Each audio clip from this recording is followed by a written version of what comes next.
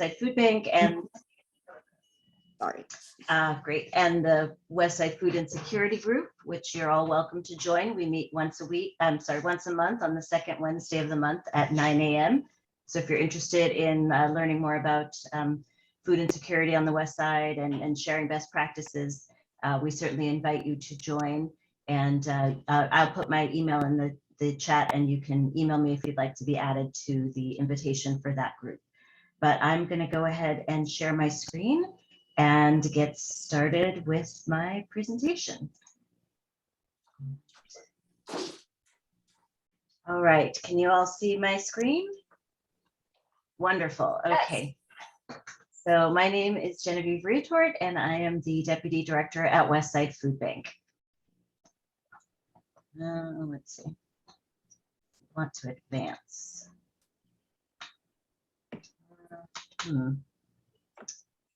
Well, let's see. I don't know why it doesn't want to advance.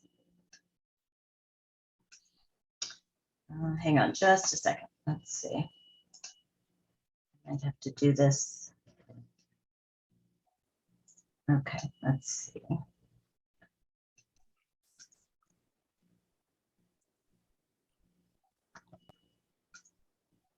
right, we'll try this again. And if it doesn't work, then you'll just have to see it in a less pretty form. All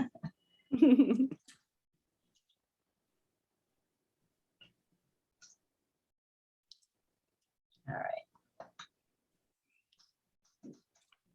Yeah, it doesn't want to let me advance the screen. Is there something I can do here?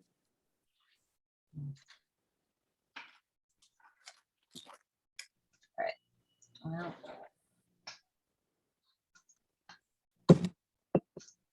All right. Well, I hope you won't mind having to see my my presentation view, but I think if I do that, I mean my non-presentation view, I think if I do that, it'll let me go through the slides. Okay.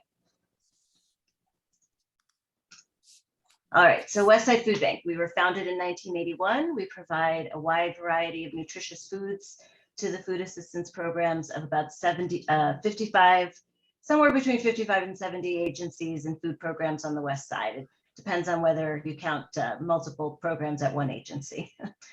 Our mission is to end hunger in our communities by providing access to nutritious food through food acquisition and distribution, and by engaging the community and advocating for a strong food assistance network, which includes many of all of you. So thank you for your work as well.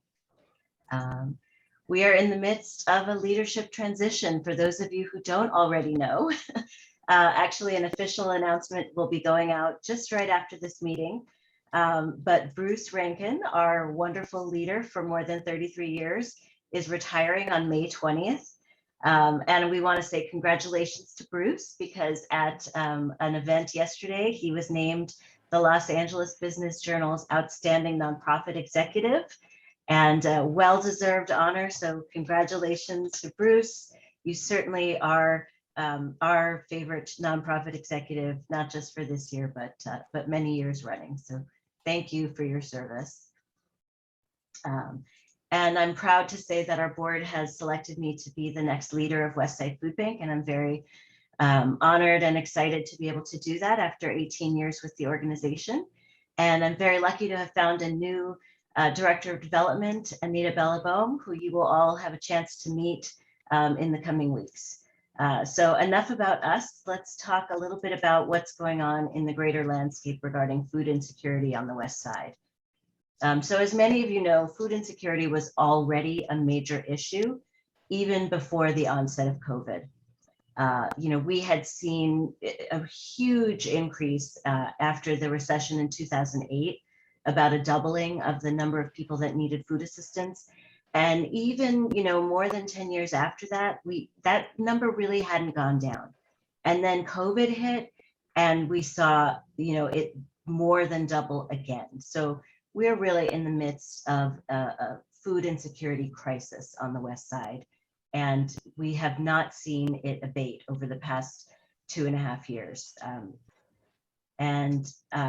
even still, the last few months, October of 2021 through even last month, March of 2022, have been among the highest distribution months in Westside Food Bank's 40+ year history. So pre-COVID, we were distributing on average about 10,000 pounds of food per distribution day, which for us is Monday through Friday. And now that number is over 20,000 pounds a day. So I think the last couple months, it's been about 23,000 pounds per day. So that's more than double the food that we're providing. So it really, you know, some people thought, oh, you know, COVID's getting better, things are easing up. That may be the case in some ways, but in regard to food insecurity, that's not what we're seeing. We're seeing a tremendous need with inflation and the high cost of food. People still really need a lot of help. So we've been finding new ways to reach people, including pop-up pantries. This is an image of people in line just last week at our pop-up pantry at the West LA Civic Center.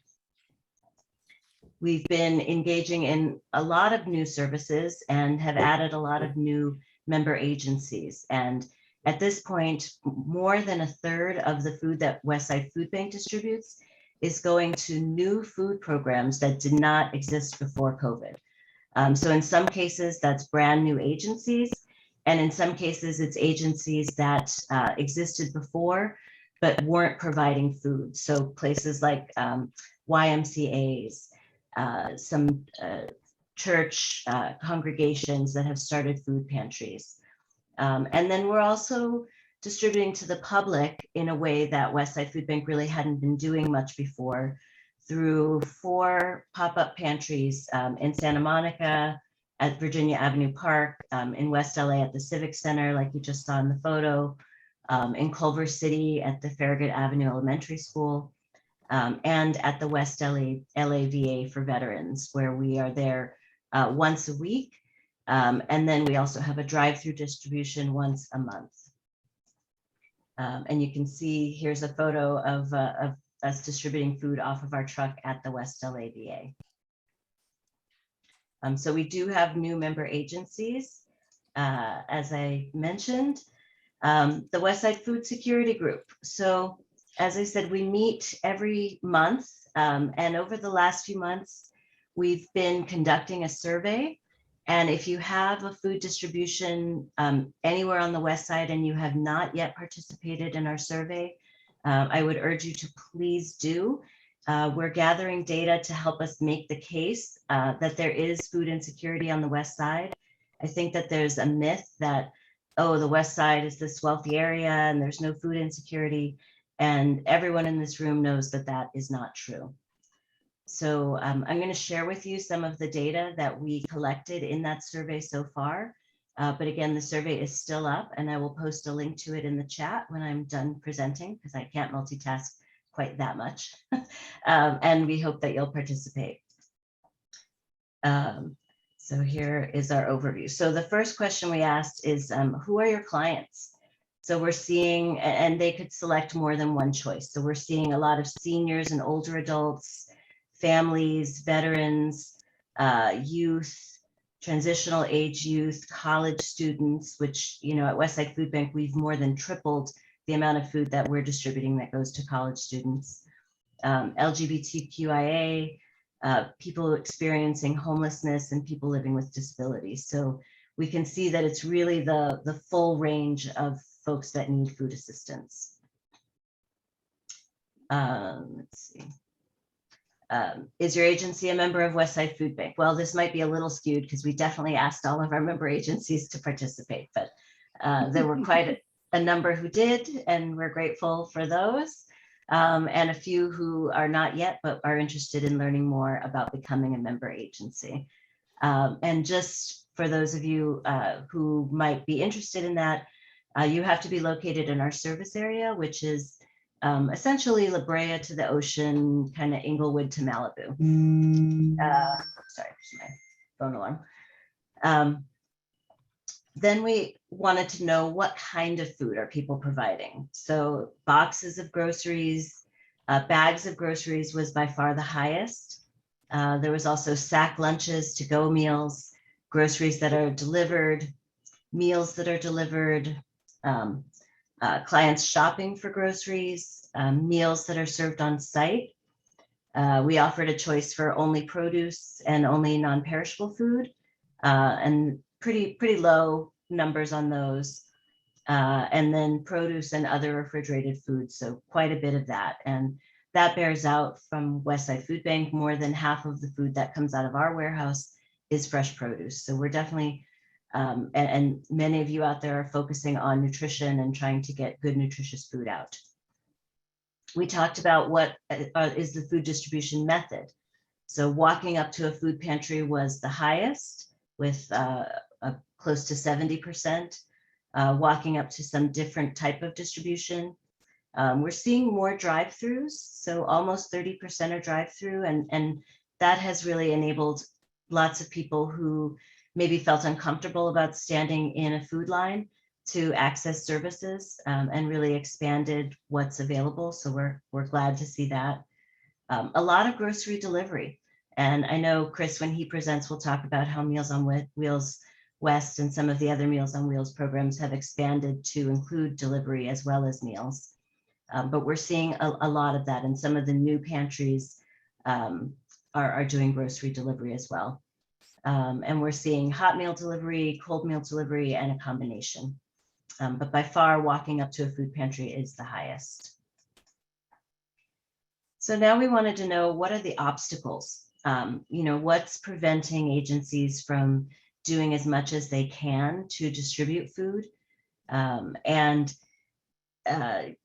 Refrigeration is by far, you can see that's this big yellow bar. Almost 70% of agencies say that they need more refrigeration. And I'll say that that's true for the Westside Food Bank as well. We have, a lack of refrigeration space that limits the amount of produce that we can distribute. I mean, even so, we're distributing a lot. But refrigeration is a challenge. It's a challenge for us, and it's a challenge for a lot of other agencies out there.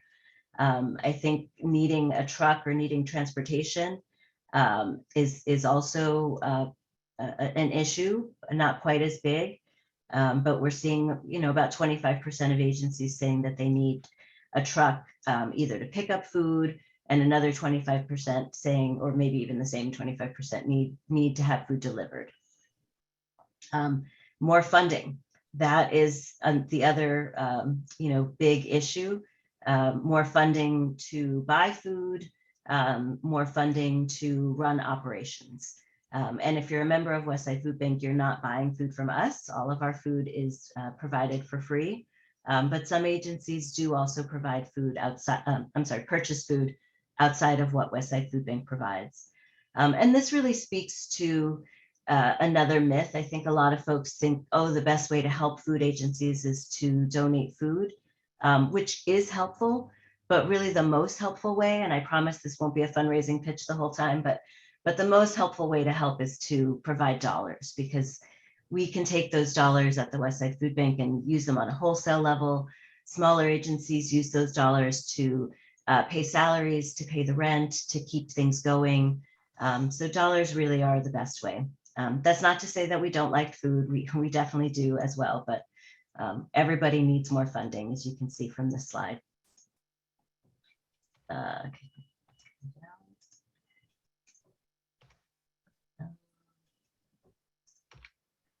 Okay, so just want to make sure I'm in order. Sorry, I don't have my presentation view.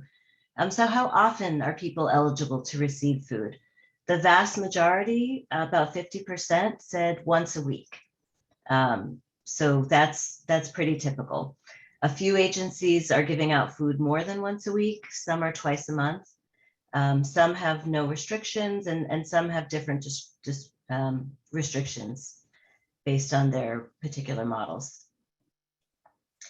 How much food is provided at each visit? And again, more than half of folks said it's about 1 week's worth of food. And some said it was a little less than 1 week's worth of food. Very few agencies are providing more than that in one visit.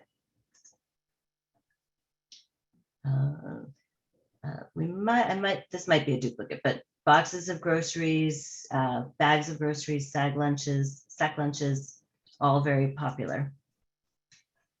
So again, speaking to the need, over the past year, the vast majority of our agencies, and there were about 30 responses, just to put that out there, saw an increase. So about 70% saw an increase in the number of people needing food assistance. And then again, an increase in the amount of food that people needed, and then an increase in frequency. So people wanting to come or needing to come more often to get food. So that really speaks to the high need. We wanted to know how need has fluctuated in correlation with some of the stimulus that's gone out. So we saw the need went down temporarily, and in some cases the need didn't change. It helped people in other ways, but they still were coming to our agencies on the West Side to get food assistance. We also wanted to know what are the food items that are hard to get or that agencies run out of. Milk and dairy, obviously very high up there, meat, eggs, and for those of you who don't know, there's an avian flu happening right now, and that's caused the price of eggs to just about double on the wholesale level, and I think we'll be seeing that on the retail level pretty soon as well, if we haven't been seeing it already. And that might mean a little bit of a reduction in what Westside Food Bank is able to provide in terms of eggs. But eggs are really popular, and for some agencies, they're hard to get. Fresh fruit is also really popular, fresh vegetables, ready-to-eat snacks, and then spices and pantry items were the other really items that folks seem to want more of and don't have quite enough of. So those are all things that we're, at the Westside Food Bank doing our best to increase our distribution of. But it's good to know what folks need. And I will say for our distribution as well, we're finding that among our agencies and even at our pop-up pantries, fresh produce and eggs are really the most popular things. Folks are really moving away from wanting canned and packaged food. So in terms of requirements for people to receive food, the vast majority you can see here have no requirement. And we think that that's helpful, that if people are showing up to a food pantry, they need food. And the more that we can reduce barriers, reduce stigma, make it easy for people to get food, the better that it is for the community. In some cases, food pantries might require clients to be housed. Some require proof of where you live, proof of living on the West Side. Very few ask for income verification. I think that was more common before COVID. And then in some cases, there's, some agencies provide food exclusively to their own clients or members. And then some require a simple application where folks self-verify their income level and their need. So this gets into how can the community help? Would these agencies accept donations, and what kind of donations do they want? So we saw sack lunches is popular. Hygiene kits, very popular. So we will be providing the data on which agencies are requesting those items and getting that out to you. So if you have volunteers or school or congregation groups that want to put together hygiene kits or sack lunches, we'll be letting you know which agencies are looking for those items. Diapers are also very much needed. Diapers are very expensive. So if you're not able to afford food, it's going to be very challenging to be able to afford diapers. Household items and toiletries are also very much in need. And we're also seeing a need for culturally appropriate foods. So that's things like halal and kosher foods, also foods that are that cater to certain diets, so low fat, low salt. And then quite a few agencies are still saying that they need help with PPE, so hand sanitizers and masks and things like that. So Those are all the kinds of items that many agencies will accept donations of. We also wanted to know, do the agencies provide additional resources besides food? And the vast majority do. So that's information and referrals, a lot of case management and social workers. Some are offering CalFresh sign up on site. Some are offering assistance with CalFresh sign up. Also WIC, Women, Infants, and Children Nutrition Program. Some offer housing, many offer housing assistance, and many offer mental health care. Then there's telephone reassurance. This had to go on 2 slides because there were so many wonderful resources that your agencies are providing. Employment coaching, nutrition education, street outreach, parenting education, substance abuse and recovery, family reunification. Those were some of the top. And I'm not a statistician, but there were some general findings that we can take from all of this data. And essentially, food insecurity is at an all-time high. That's just what's going on. Inflation, the high cost for gas, for housing, for food is driving more people than ever before to seek food assistance. And a lot of people who've never needed food assistance before are seeking it for the first time. And we know that food assistance helps to prevent homelessness because if people are able to use their limited resources on staying housed because we're providing food for free, that really helps to keep people in their homes. And that's what we want to see, because anytime a family or an individual leaves an apartment, the next apartment they get is going to be more expensive, and the apartment that they left is going to be more expensive for the next family.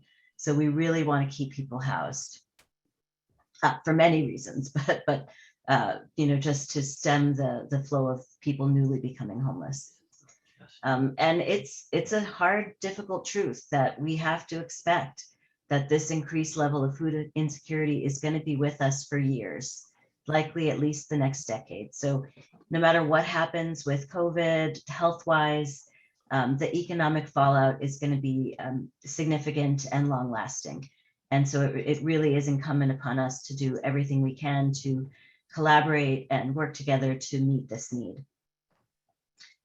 If you need to find out where to get food assistance, we keep a list of our member agencies and a list of our food pantries on our website, which is wsfb.org, like Westside Food Bank. And if you'd like to learn more, you can visit our website or you can contact me, and I'll put my contact in the chat as well. But it's Genevieve at wsfb.org. And I'll just leave you with a little bit of inspiration. And some of you have seen this slide before because it's one of my favorites and I love it. But I love Mr. Rogers. And he says, when I was a boy and I would see scary things in the news, my mother would say to me, look for the helpers. You will always find people who are helping. And that's all of you. So you all provide me with a great deal of inspiration. And I thank you for all that you do. So that's all I've got. And I'm happy to answer any questions, but I know that we have some other folks that are going to present as well.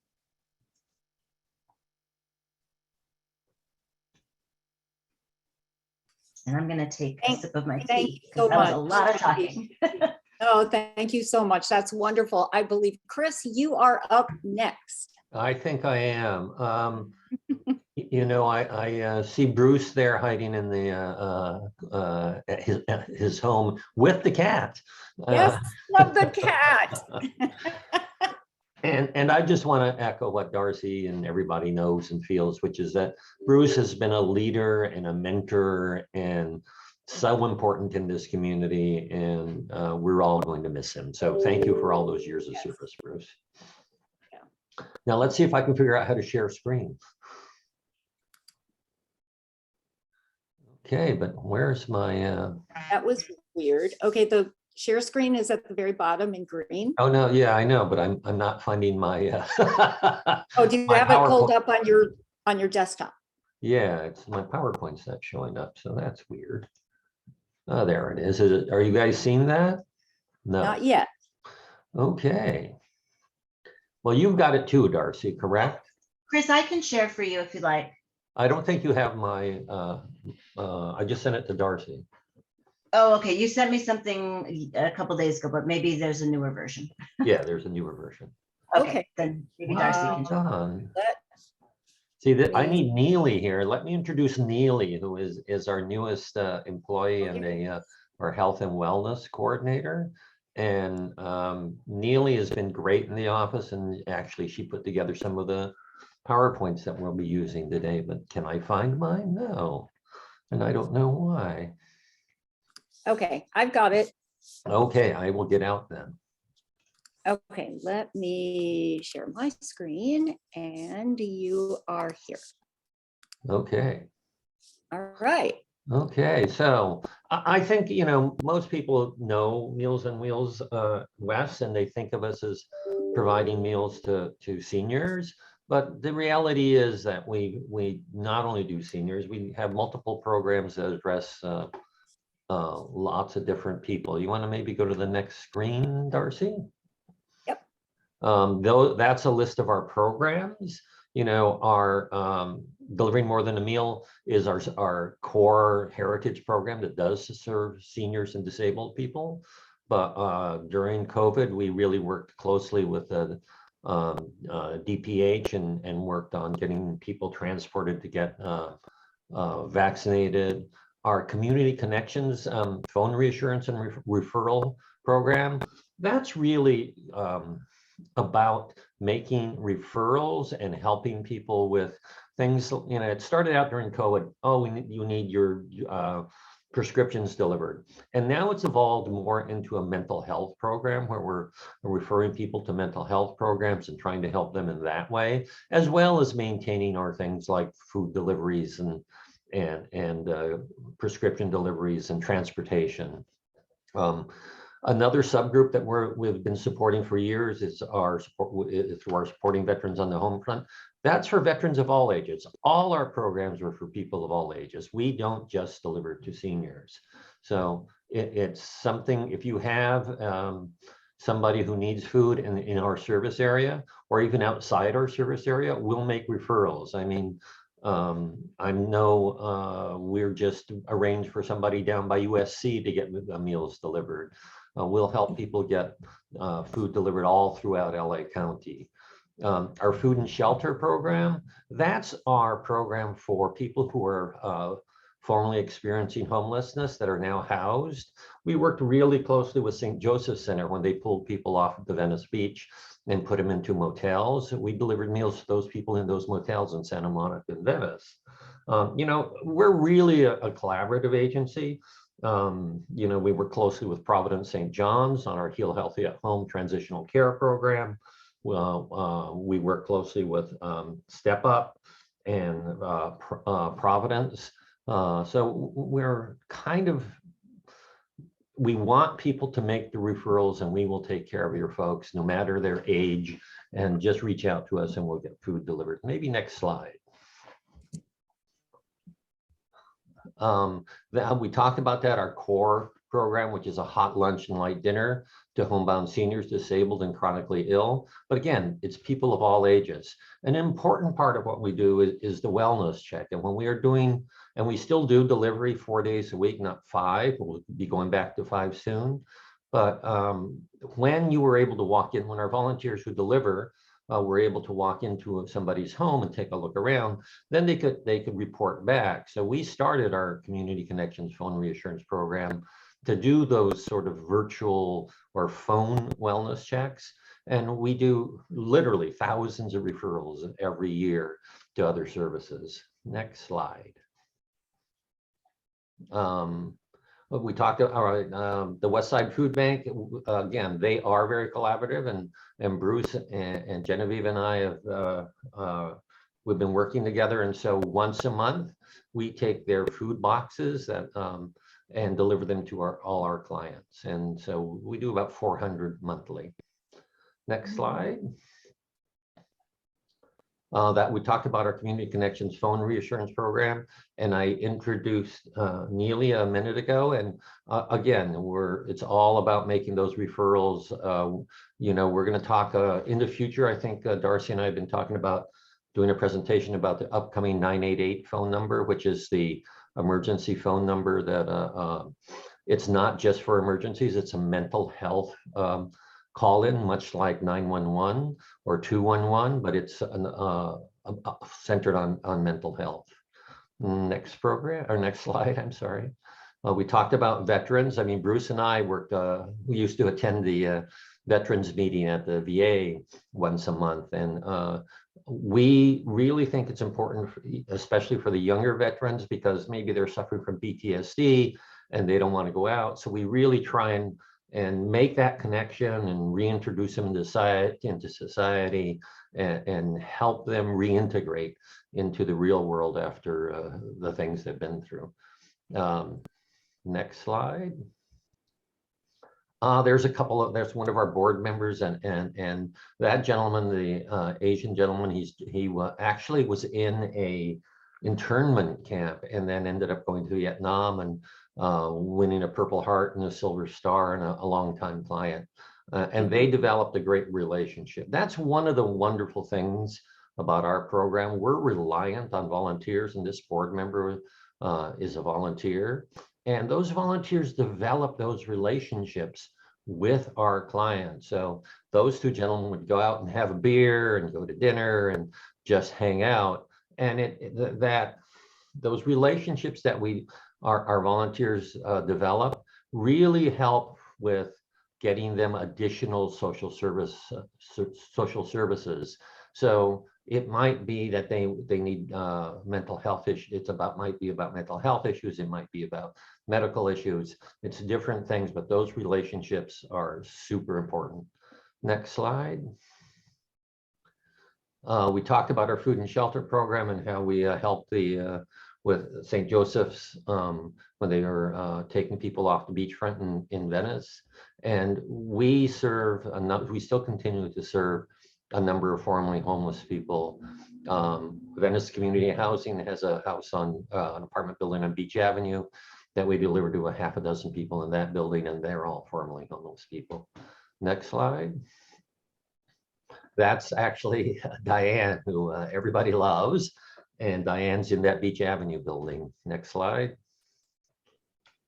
Our Heal Healthy at Home, that's really, I think Christina's on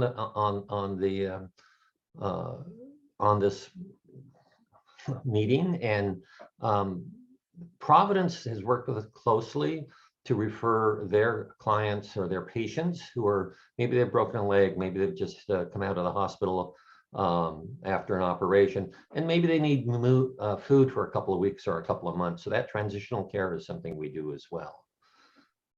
Next slide. Putting people and pets together. You know, we found that people were giving their food to their pets, and we went, no, we can't have that. You've got to eat that food. And so we started a pet program, and we've been very lucky that not only will we provide pet food, but in some cases for particularly low-income people, we'll help them with vet care. So next slide. Yes, that's Carson on the right, petting the animals, and Carson used to be our board chair, and she really runs the pet program. Next slide. Again, there's my contact information, but the thing that I want to say is that I think Genevieve's absolutely correct. It is all about collaboration. You know, there's lots of new agencies out there that have sprung up that are doing untraditional ways of distributing food. And Darcy's going to talk about them in a minute. You know, we not only do the distribution of food, as people know about, but we do the phone reassurance program. We do nutrition education. We do mental health prevention. And again, it's really about referrals and providing resources to our clients. We try and be a multi-purpose agency. And again, it's about people of all ages, not just seniors. Thank you.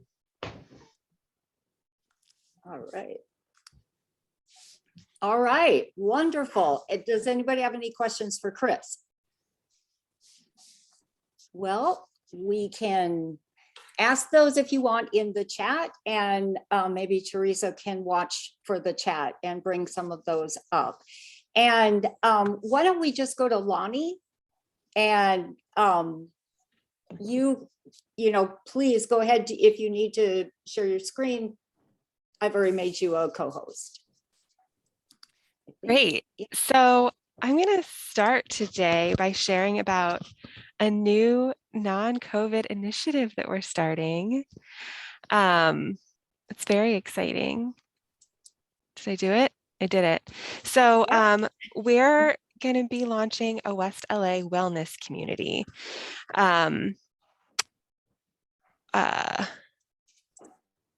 Okay, it will be a virtual place to connect, find resources, and participate in wellness activities. It aims to serve individuals and families with free services designed to promote health, healing, and well-being. And it also provides linkage to community resources. All activities will be free and open to the entire community on the West Side.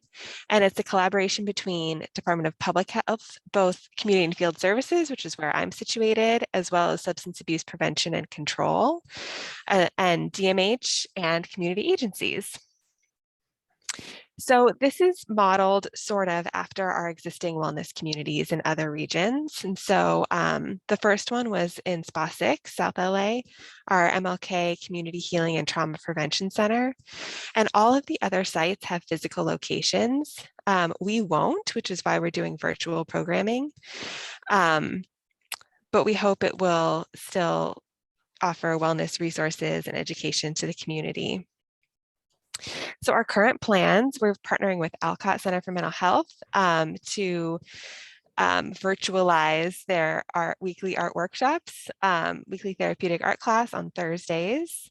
We're also promoting coffee conversations with WIN. It's a weekly opportunity for parents and caregivers to build a network of support with others in their community on Tuesdays. We also have a substance abuse counselor in South LA who will support our work in West LA. We're working with Venice Family Clinic as well as Westside Family Health Center to help promote their health education offerings. We're also working with the United Mental Health Promoters from DMH to offer stigma-reducing presentations on mental health topics. We're hoping to promote the Feast Health Education Program with Christina at Providence St. John's. And I'm also hoping to create a really comprehensive list of food resources so that all of the great resources you're hearing about today can have one spot. Still thinking through the best way to do this. If you have ideas, if you offer food, please email me. I put the email in the chat. And then also we're developing a email list for this wellness community. Here's a QR code. So if you take your phone and pretend to take a picture of it, a link will pop up and then you can fill in your information. The most important thing is to get that email in there. But of course, we'd love to know your first and last name and which agency you're with, just so we can have that information. And then the other exciting initiative that I'm promoting right now that's not COVID related is our Youth Advisory Council. So this is a group of youth who work with the department. It's a paid position, $15 an hour. And they advise on public health solutions that will improve health and well-being for youth in LA County. And this is the first year we're recruiting to work with me specifically in our West LA office. All the information is here. This QR code goes to the application, which is on Microsoft Forms. It's a pretty extensive application. If you have questions about it, please email me. We also have a PDF version of like a sample application so you can practice your answers before you go into the real form. But this is a great opportunity for youth 16 to 21 to work with the department, impact their communities. And I'm sure it looks great on college applications and resumes in general. So a really great opportunity. And that's the end of my little sharing. Do we want some COVID updates? Sure, Okay, absolutely. I'll keep it to 2. Okay, maybe 3. Um, our cases seem to be going up a little bit. Hospitalizations and deaths have not been going up, which is a good sign. If you'll remember a few months ago, we kind of shifted how we look at how we're handling COVID to look more at hospital capacity in our healthcare system rather than actual case numbers. Okay, so the second thing is boosters are now approved for people 50 and above, second boosters. You can again choose either Pfizer or Moderna for that second booster if you're in that age group. And then the third thing is that the guidance for quarantine changed a little bit. So it used to be that if you were up to date on your vaccines, that you were exempt from quarantine. So if you're in close contact with someone who is COVID positive, you wouldn't have to stay home. You could wear a mask in public places and around other people and monitor your symptoms and not be, quarantined at home. But that's changed effective April 15th. It was first changed with the state, and then the county decided to align our policies with the state. And so now that removes the quarantine requirement for asymptomatic close contacts in the general public, provided that they mask and test a few days after exposure. So regardless of vaccination status or recent history with prior infection, asymptomatic close contacts who are not living or working in a high-risk setting are not required to quarantine, provided they wear a highly protective mask when indoors and around others for a total of 10 days after the last contact with a person infected with COVID-19. And they're also required to test as soon as possible, at least 3 to 5 days after their last exposure, to determine their infection status. If they test positive, they then do need to isolate at home. I'm saying at home, and that's generalizing, assuming that the person is housed. We do have resources for those who are unhoused. They also must monitor themselves for 10 days following their exposure. And if symptoms develop, they must test and stay home and away from others and follow our isolation requirements if they test positive. So that's a slight change. We are still highly recommending masks in all public places, whether or not you've been exposed to someone with COVID. Obviously still recommending vaccination and testing, etc. We're just continues to be a marathon. That's it for me. All right. Thank you so much, Lonnie. Let me see. I'm going to turn this back over. So glad Lonnie had a chance to talk about non-COVID things too. Yes. Very get to hear you. It's difficult to be healthy if you don't have food. So that is a big part of our health in general. So really appreciate that program and those being shared. We have, there are a number of our agencies that serve food. Most of them are members of the Westside Food Bank. They get food from them and they serve out to their clients. I made several slides. I'm not going to show them just for the sake of time, but so many of our agencies have not only like meal programs for their clients, but they have incredible programs such as culinary programs, and St. Joseph Center has a culinary program, and they also have what is the cafe? Somebody knows the cafe. Bread and Roses. And there are incredible things. Step Up on Second has an incredible food program, and so all of the ones that have clients that are living there, serving them, they're looking for resources. And so we also have some non-members of the coalition that have incredible programs. Allies for Every Child has got they used to be Westside Children's Center, I believe. Kogo, are you on here? I saw your name. Anyway, you know, they're in Culver City and they've got drive-through programs. I see that that Rob is here from Food on Foot. And Food on Foot, can you just unmute yourself really quickly and share about what your food distribution is? Absolutely, and thank you for having me here. I really appreciate it. Yeah, my name is Rob Danson. I'm the Director of Community Services at Food on Foot, and we have two programs. The main program, hence the name Food on Foot, is it's a food, clothing, and resource distribution event that happens every single Sunday in Hollywood. We serve up to 300 individuals every single Sunday, and it was kind of discussed before earlier in this meeting where before COVID or during COVID, everything just really doubled, and that's really what we saw. So we were seeing about 150 people every week before COVID, and now it's about 300 to 80 to 300. In addition to meals and food and hygiene kits and hygiene products, we do have a lot of different community partners that come every single Sunday or bi-weekly. And so that's for example, Project ID comes out every single week and gives out a free identification, which is really difficult for people experiencing homelessness. A lot of people who are experiencing homelessness don't have birth certificates or any way to really prove who they are, and so they can kind of get around that.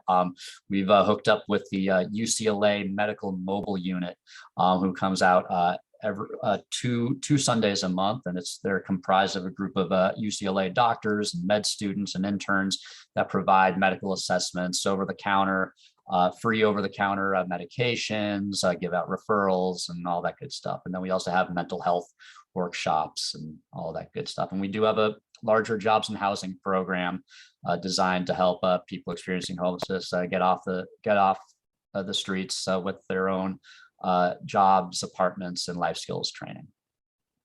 Awesome. Thank you so much. And Christina, I see that you just took your camera off. I was just going to say that Providence St. John's, there you are, partners with the city of Santa Monica at Virginia Avenue Park, correct?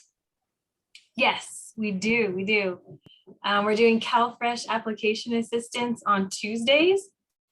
And then we're also at the farmers market. So if anyone just, needs some assistance, we can reach out to the team there. And we're working on one additional site, but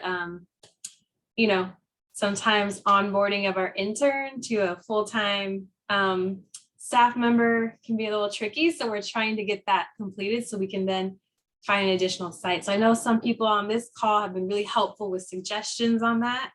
So hopefully we'll have something, an update soon to let you all know where else you can find our CalFresh application assistance. Awesome. Additionally, the Helping Hands Senior Foundation will assist seniors in CalFresh applications and helping them to increase their income to prevent homelessness. Reverend Paul, you have been involved with a meal program up in your area. Can you share about that? Are you guys still doing that up there? Yes, we are. We provide 4 lunches a week and 2 dinners. Mainly, the food comes from our local markets, and then a lot of it comes from individuals who contribute. Our Monday night program, for instance, we provide home cooked meals provided by 6 churches in our area. And so the churches are very much involved in providing food.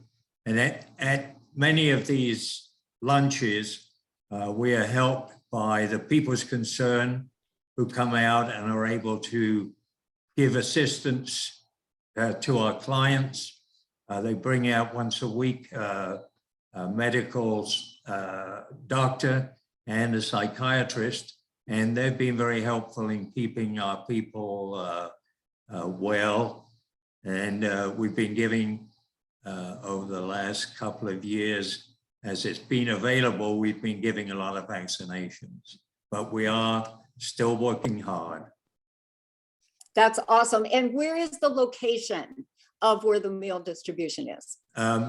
There's two locations. One is in central Malibu, behind the old post office. That's an on-street situation. And, you know, we've been doing this for about 6 years, and we've been chased all over Malibu we're not very welcome. And so we've had a lot of locations. One of our continuing location is with the Malibu Methodist Church that opens their parking lot for us every week. And when we were able to do it, we were serving meals there. Right now we're on sack meals.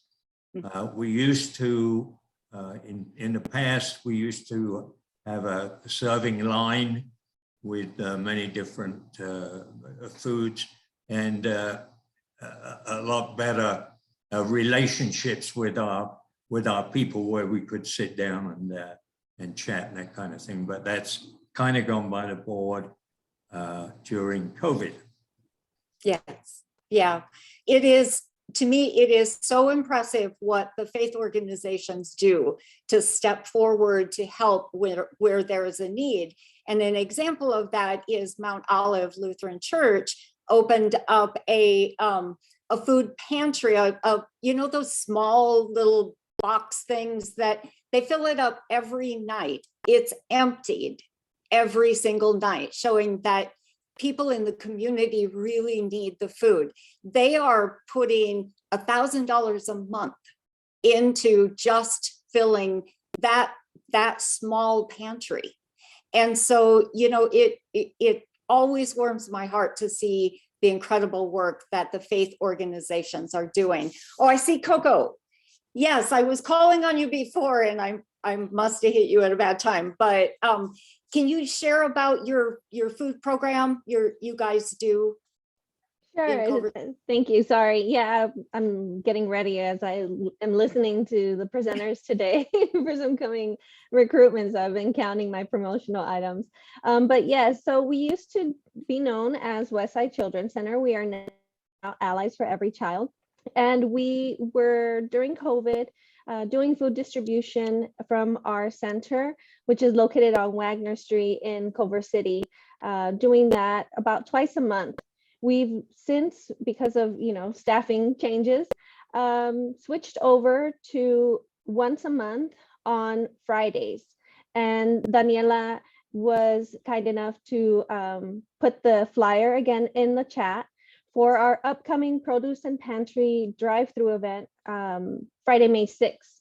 So this one will be in conjunction with the help group, and every child that is present will be receiving a bag with arts and crafts materials. We are, you know, open to partnering with other organizations. Let's say you might not have the space to hold your own drive-through event, food distribution, but you may have, you know, some items that you would like to give either to your participants or open it up to the community. We have a huge lot over at our center that we use for the food pantry drive-through events. So, you know, you can always email me. We can organize something together. We just set up our tables and our canopies on one side of the lot and have everyone drive through. And so there's plenty of space for a partner if you'd like to join us. But yeah, we don't just have it for our families that we assist, you know, in our childcare center or home-based program. We open it up to the community, and it's been going really well. If we, you know, had more staff, we definitely open it up to more days out of the month. So until, you know, we hopefully see that change, we will continue planning for at least once a month on a Friday. That's awesome. Thank you. Thank you so much. There are really so many incredible programs. I'm, looking through all of, the folks are doing such good work. I see Jessica from New Directions is there, and we were there not long ago and met your chef and saw what the food that you guys were serving to your clients there. It was amazing, amazing. So, I'm just very impressed with all of those things. We've got a Google sheet where we try to keep, resources always change so quickly. So doing them, once you print the resource guide, it's usually out of date. So we're trying to keep that up to date, and I can send that link out along with these other presentations. It is just, we are out of time. And I just appreciate each one of you guys. You guys are doing incredible work. Is there anything that anybody would like to say before we close about programs that you want other people to know, things that are going on? Wait a minute. This is Daniel from New Directions. Okay, Daniel? Yes, hi everybody. I didn't see you. I just saw Jessica. I'm sorry. No, you're fine. But it did prompt me to make sure that the community is aware. We are planning to open the shelter portion of 257 up again. So, but it will not, we have, it has been reprogrammed. So instead we will be, it'll be 18 beds for female veterans. So if you know any female veterans who are in need, send them our way. Darcy, when I get the paperwork finalized, I will send you sort of a flyer and things like that. Wonderful. Oh, and I see Nancy Watson is here. The name of your Lutheran church is Grace. Grace Lutheran Church in Culver City does a meal 4 or 5 nights a week. We're doing 5. 5 nights a week. 3. That's 5. incredible. Yeah. Oh my goodness. Anything, are there any criteria, limitations? No, we don't have limitations right now. We're doing hot meals for 4 days and sack lunches on Tuesdays. Awesome. Awesome. You guys have been doing that forever. Ariella, you've got your hand up. Yay. Hi, I just wanted to offer, if anybody's interested in doing food, if you guys want to, if anybody wants to come and see how we do our food distribution at our 2nd Street location, we have a kitchen where we do hot meals. We haven't stopped doing to-goes, but they're still doing to-goes. We haven't done dine-in yet, Monday through Friday, and the people working in the kitchen are part of our vocational training program, but also partnered through the Westside Food Bank. I pick up from a Trader Joe's every Wednesday, and we do a massive food sort. And that is such an amazing source of rescued food. We get so much produce from them. It takes work to be able to sort and then distribute from what it is. But if anybody's interested in setting up something like that, you are welcome to come reach out to me. I'll put my direct contact in the chat again, but you can shadow and see how we do it. But we have an abundance of food because of that. That is incredible. Awesome. Awesome. Thank you for raising your hand. Aaron, I see your hand is up. It's always good to see you. Are you there? I'm here. You are. I really love this group. I used to live on the west side. I just recently moved downtown to be closer to work, but my heart will always be with the Westside Coalition. Just wanted to announce that on May 10th, Inner City Law Center is having its annual luncheon. There are tickets available. We're doing in person and online, and the tickets are free if you want to watch it online. So I just dropped the link in the chat. We'd love to have you come learn about our work, and then I'm always available if you're ever interested in partnering on anything or want to promote a volunteer activity where you need people to support, or even if you're looking for legal support for some of your clients. So let me know. That's awesome. That's awesome. We have Victoria and Ashley have had their hands up. Thank you. Thank you. Hi, it's Victoria. I just wanted to say I attended the Homeless Connect event yesterday in Westwood, and it unfortunately was underpopulated. They didn't do a good enough job, but I didn't see anyone who provides food resources other than the Mar Vista homeowner. There's a Mar Vista homelessness task force, which they publish a list of food resources and other, incredible work. So if any of you can attend the Westwood Connect event, May 11th, I think, it'd be really worthwhile. Thank you. Yes, and all the agencies need to get that information out to their clients. Maybe put up flyers so that they know to go. And maybe, if we could figure out a way to provide transportation to those, it would help. I see Ashley. Yeah, sorry I don't have my camera on. I'm actually driving from a food pickup now. Okay. I wanted to mention that actually at this food pickup, I met a woman from a lovely organization called Off Their Plate, and they partner local restaurants with nonprofits to provide at least one meal a week. And they're always looking for more organizations to support. So if you would like Friday brunches or something along those lines, they would be happy to do it. And I can connect you with the contact person there. That is amazing.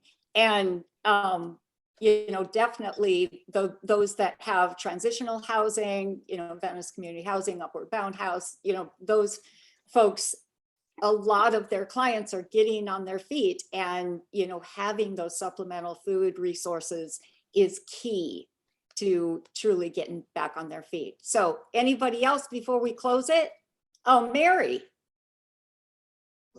Yes, good morning. I just wanted to announce that St. John's Presbyterian Church on the west side is having a mental health forum on May 15th. You can go to St. John's website and obtain information, which will be on shortly, regarding our mental health forum. So wonderful. everyone, do you have a flyer? We don't have a flyer yet, but it will be as of May 1st, you will be able to see a flyer for that event. Okay, and if you happen to remember, send me one and I'll send it out to the group. Thank you so much. Absolutely, that sounds wonderful. Anybody else before we close? I don't want to close. I miss you guys. Anyway, love you guys. It's wonderful to see Are we ever you. thinking about meeting in person again, Darcy? We are thinking about it. Our board is trying, just when we're ready to launch, then it's like, yeah, there's another variant. So we're checking it out. Maybe in a park, close. outside. We're I close. just miss We'll everyone. probably do hybrid so that we still have the opportunity to have people on Zoom, but also in person. So I'm getting ready to cook breakfast again. So you guys better be there. Okay. Love you guys. Thank you. Thank you for the presenters. Really appreciate it. Good stuff. Thank you.